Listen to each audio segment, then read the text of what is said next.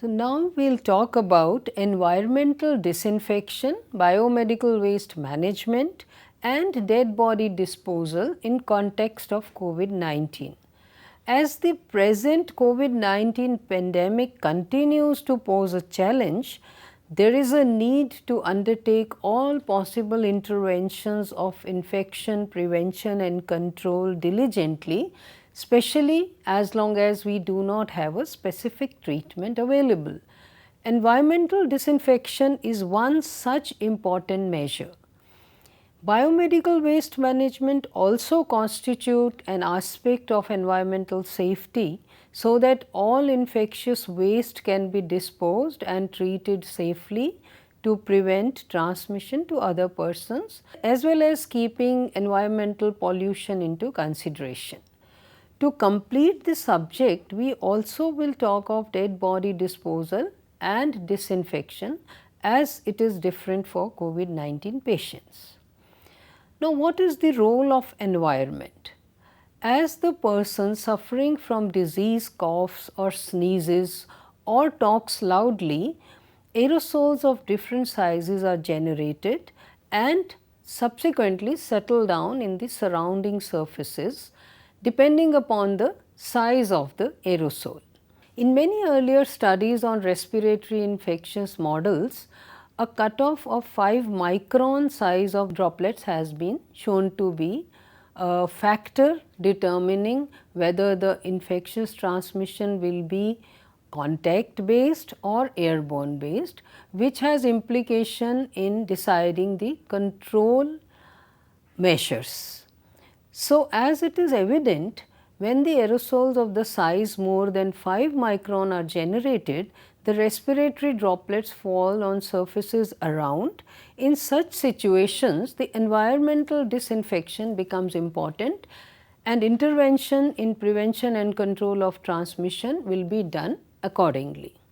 So, coming to the environmental contamination.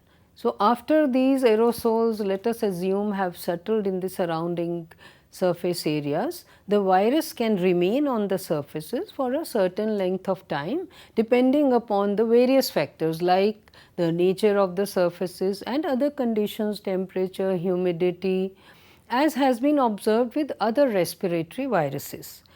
So, transmission can then occur via contact with the hands. When a person touches these contaminated surfaces, especially the high touch surfaces, and then touches the face or eyes, then transmission of this infection can occur. Therefore, use of an effective disinfectant at frequent intervals is needed to prevent such occurrences. Important point to remember here is that that cleaning with detergent is essential before disinfection takes place, because organic matter reduces the efficiency of a disinfectant. Another important aspect regarding the optimal action of a disinfection is the concentration and the contact time of a disinfectant. Now, let me take you through the steps of disinfection, because these are something which we normally do not read about or study, but I think now it has become important that all of us understands what steps should be taken. So, first is while the patient is admitted. That time you can cordon off the contaminated area, because there are other patients also in the ward.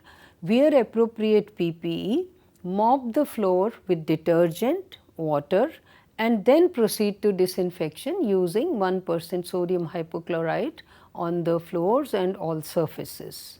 We must remember that freshly prepared hypochlorite should be used each time, and a contact time of at least 10 minutes should be there after its application. Alternatively, 70% alcohol can be used for delicate instruments or metallic surfaces. After applying the disinfectant, mop the surface with damp cloth and avoid spraying the disinfectant or leaving the disinfectant on the surface. Next, we move to the steps of disinfection when the patient gets discharged. So now after shifting the positive patient either to a dedicated facility or when the patient gets discharged from the isolation room, then terminal disinfection can be done.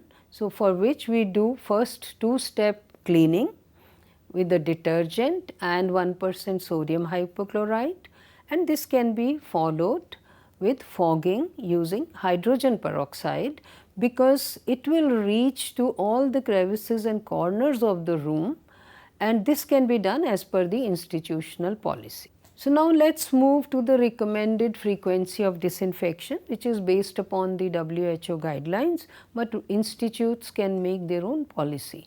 But generally speaking, the screening and triage areas should be disinfected at least twice daily. Inpatient rooms again twice daily, but preferably 3 times a day, especially the high touch surfaces. Then inpatient rooms also, if unoccupied, then terminal cleaning should be done after discharge, as I have already told you earlier. The outpatients and the ambulatory care rooms after each patient visit ideally, but again you have to see according to your own workload. Hallways and corridors at least twice a daily. Then patients' bathrooms, toilets, private patient room toilets at least twice a daily, but if they are shared toilets, then at least 3 times a day. Now let us come to a very important part, which is the implementation and monitoring of disinfection, because that is very important for any administrative or infection control program. So monitoring is most important. SOPs must be defined. Work instructions should be displayed in bold. There should be a clear delineation of responsibilities. One should know who will look after what aspect of cleaning. Senior supervisory staff should check how the persons are preparing the solutions. Measuring devices must be provided so that they prepare the accurate, adequate amount of the disinfectant, and this is very important. Then you can have checklists to ensure the frequency, and that should also be signed out by all the senior staff members. Especially the toilet areas need attention. Supply of hand rubs, soap solutions should be ensured in adequate amounts. We have observed in our day-to-day practice that many a times the fear of pilferage or somebody will take it away, that can sometimes keep all these, the staff tends to keep them in cupboards and shelves. They should be adequately available and should be encouraged, everybody should be encouraged to use them. Training of staff is very important. How to don appropriate PPE during disinfection, how to do hand hygiene, and how to on the other practices of the infection control, standard precautions.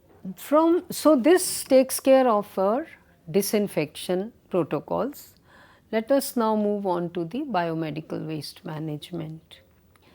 Now, biomedical waste management in context of COVID-19 is a little different, and that is why, as I told earlier also, that is why we are discussing it here today.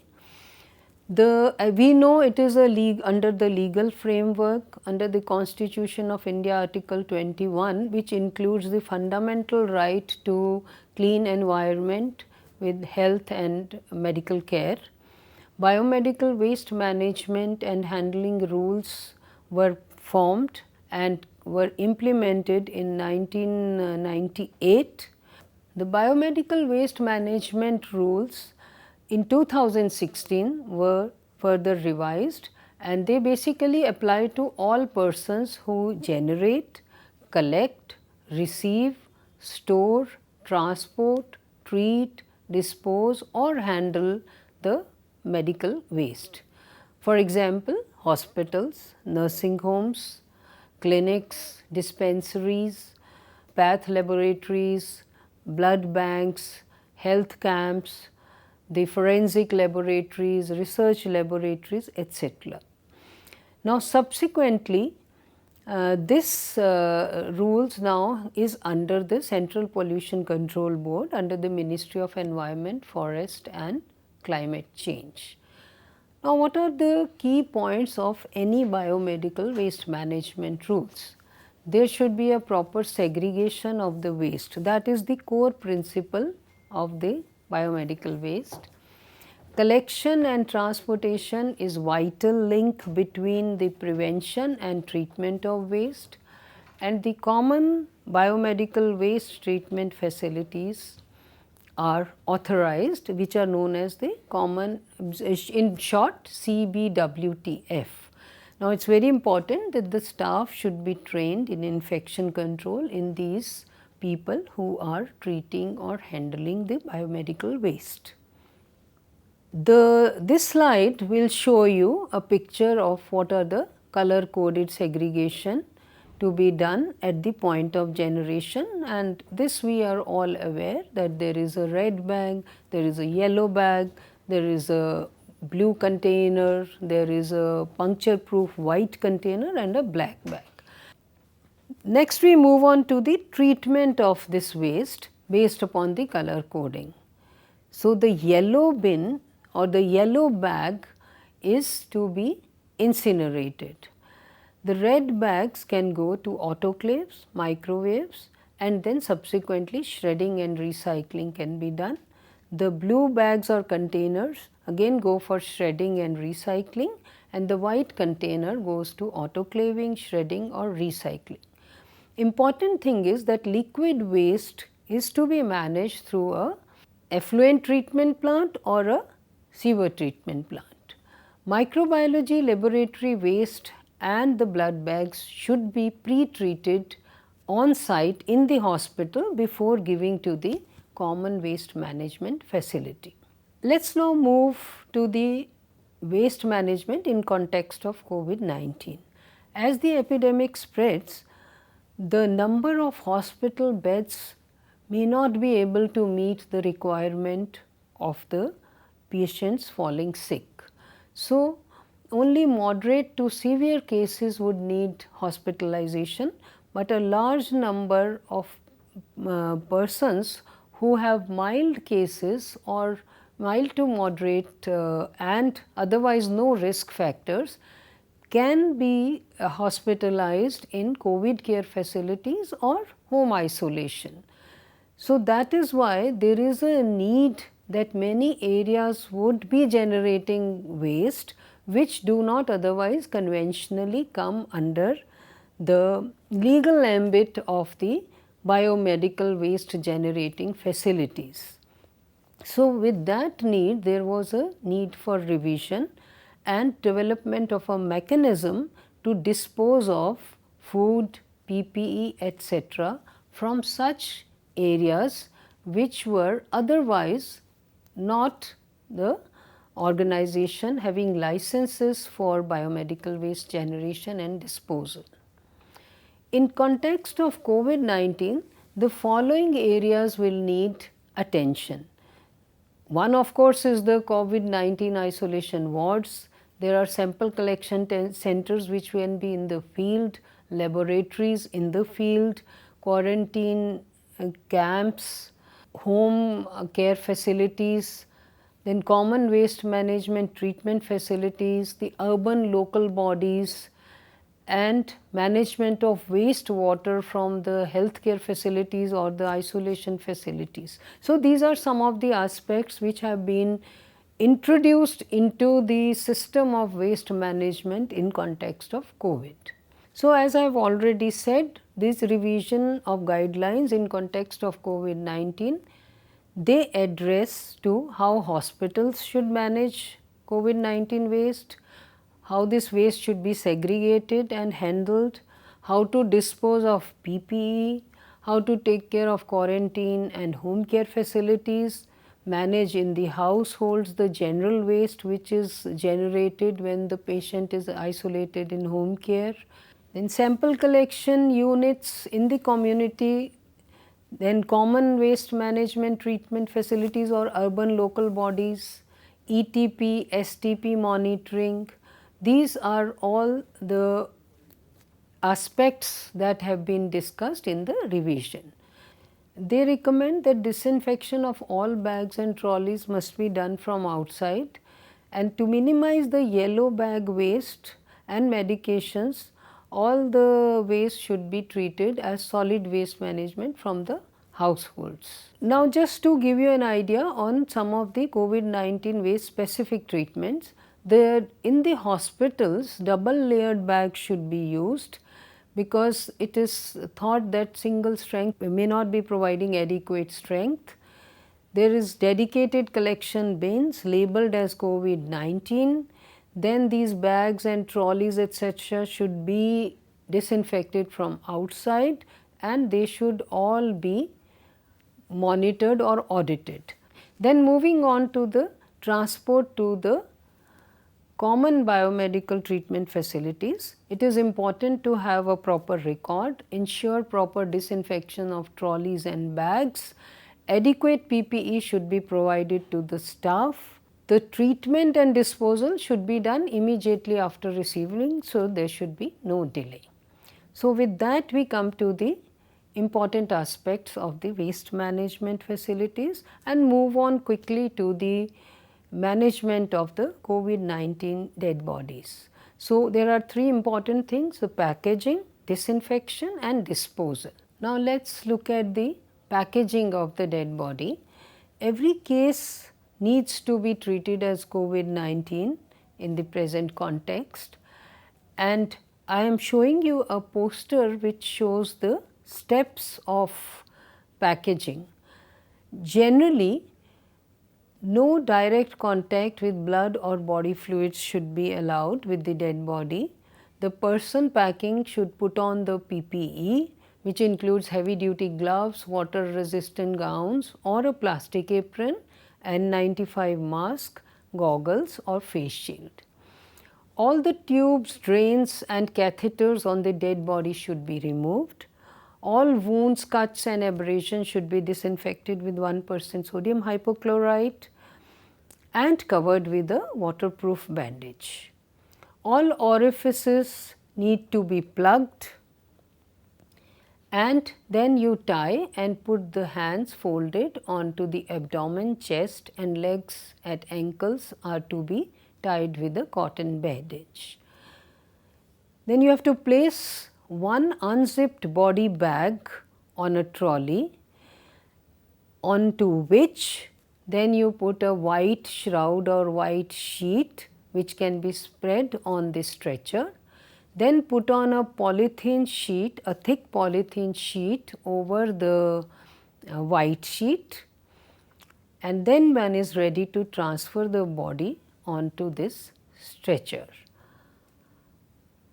After you have put this body on the stretcher, wrapping of the polythene sheet over the body is done by raising both the sides up, bringing them at the center and holding downwards. Basically, the idea is to completely wrap from all around, from the legs, from the head and from the sides. After that, similarly, the white linen sheet is also wrapped all over the body, so as to wrap it around the head, the legs and the sides. Then one is ready to zip the body bag. Then this should be disinfected from outside, put a label of the name, age, sex, the UHID and all the other relevant details for identification, and then it is ready to be disposed of. Following the disposal of the body, one has to do the environmental cleaning also. All the disposal of the waste that has been generated in the process of this wrapping should be disposed as per the guidelines. Used linen should be handled as little as possible.